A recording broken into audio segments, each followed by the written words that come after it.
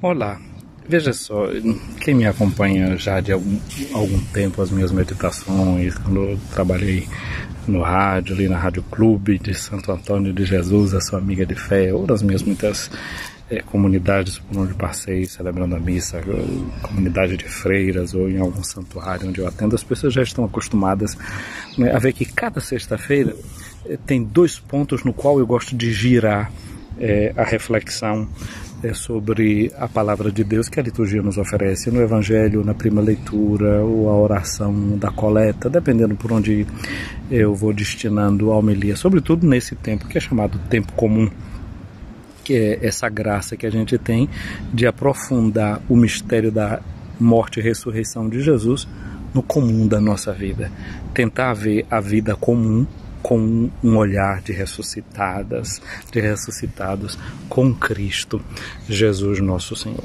Então, quais são as duas coisas que eu gosto de fazer toda sexta-feira? Eu gosto sempre de lembrar. Primeira coisa é que sexta-feira, de acordo com o Antigo Testamento, é o dia que Deus criou Adão e Eva. É o dia que Deus criou a humanidade. Deus criou a humanidade no sexto dia. E é muito interessante a língua portuguesa porque ela conserva essa memória de falar da sexta-feira. Feira significa festa, ferie é feriarum.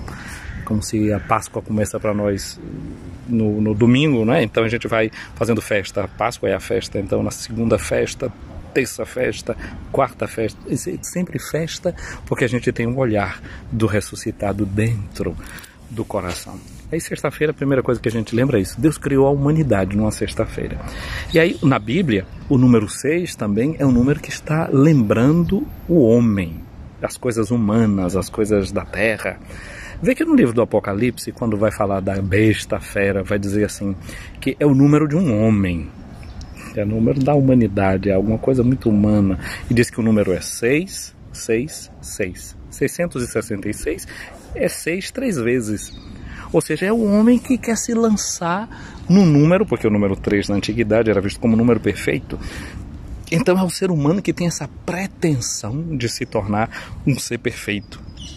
São as pretensões idolátricas da humanidade. Esse ser que parte de si querendo fazer o que lhe dá na telha, sem escutar o que Deus diz, porque Deus diz ao homem e à mulher criados à sua imagem e semelhança de não arrancar daquele fruto da ciência do bem e do mal, mas eles fizeram como pareciam a eles melhor e caíram. A segunda coisa que a gente celebra numa sexta-feira, lembra numa sexta-feira, é que Deus salvou a humanidade numa sexta-feira pela morte de Jesus na cruz. E os primeiros cristãos, então, como é que eles cantam a cruz? Eles dizem que a cruz é uma árvore sem igual, que dá um fruto de um sabor espetacular.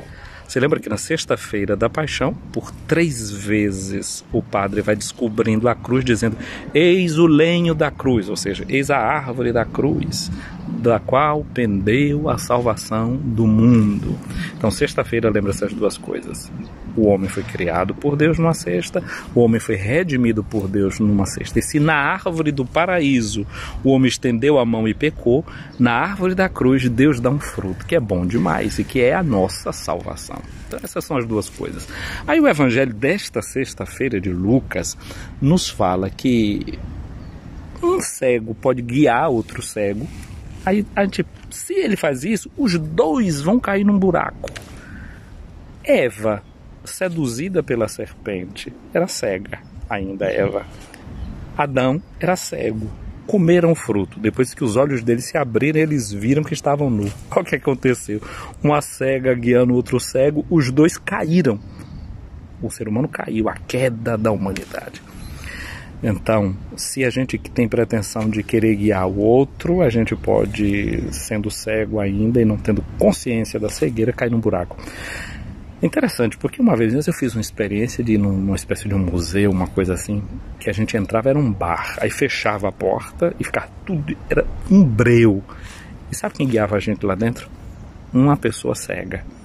Nos levou nos conduziu até o lugar onde a gente devia se sentar, a gente pediu suco que queria tomar, tirou o dinheiro do bolso, deu, a pessoa sabia quanto era que tinha recebido, deu o troco certo. Quando saiu do lado de fora, a gente conferiu, o dinheiro estava certinho, o troco que ele tinha dado de acordo com as cédulas que a gente tinha dado para pagar.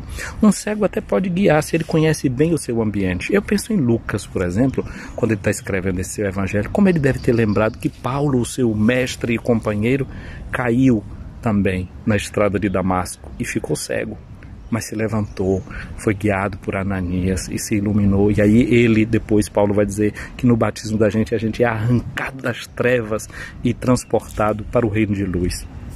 Se, de Jesus no evangelho de hoje, se um discípulo vai acompanhando bem o seu mestre, ele pode ser como o seu mestre. Santo Agostinho, ele dizia assim: Senhor, não deixe que eu fique falando com minhas trevas, não. A gente pode ter as trevas caminhando em volta da gente, se a gente não dialogar com elas, mas deixar que a luz que vem de Jesus entre no nosso coração, a gente pode até servir de ajuda para os outros. Aí Jesus hoje também ele critica aquelas pessoas, não é, que ele diz assim: hipócrita, se você tem um cisco aí no seu olho, uma trave no seu olho, quer tirar o cisco que está atrapalhando a visão do seu irmão, isso não está correto. A hipocrisia, né? Hipócrita é uma palavra técnica do mundo grego. O hipócrita era o ator que dialogava com o coral, com o coro, e era o protagonista. Ou seja, a hipocrisia não é só fingimento, fazer um papel que não é nosso. A hipocrisia também é querer fazer o protagonismo de um papel que não é da gente, querer jogar para a plateia. Adão quis ser o protagonista e não quis seguir aquilo que orientava Deus.